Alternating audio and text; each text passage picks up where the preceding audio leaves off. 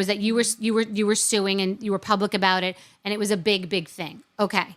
So we don't speak that often. I'm watching you on the media. I have no idea how long later I reach out to you, but in my own life, I am thinking, I've always thought that you're very entertaining, and I think you and I would be amazing together. So I have this idea, and Paul and I are always talking about ideas. It was Paul's idea to have Jill on.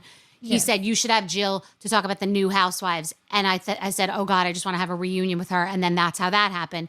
And so we were just talking, and I was like, he always was like, you want to do something with Nene? And I said, I think Nene and I should do a show called Ebony and Ivory, where we get in an RV and go across the country from each of our perspectives. I call 2 production companies that had relationships with Bravo. Because again, I don't know that much about your case. I call them because they've been wanting to do a bunch of projects with me, and I never want to do anything. But I've reached out to you a million times. And they say we can't. And I even have one of them call you. Remember I say, can you call her? I was like, they're like, we can't touch it. We can't touch it. We can't touch it. She's suing. I call an agency. We can't touch it. And I call you.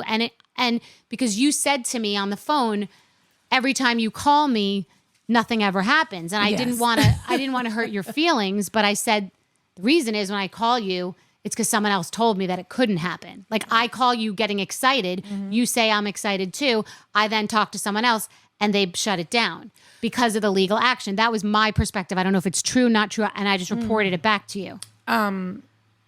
So since all of this has come forward with complaints and things like that, I have been severely retaliated against.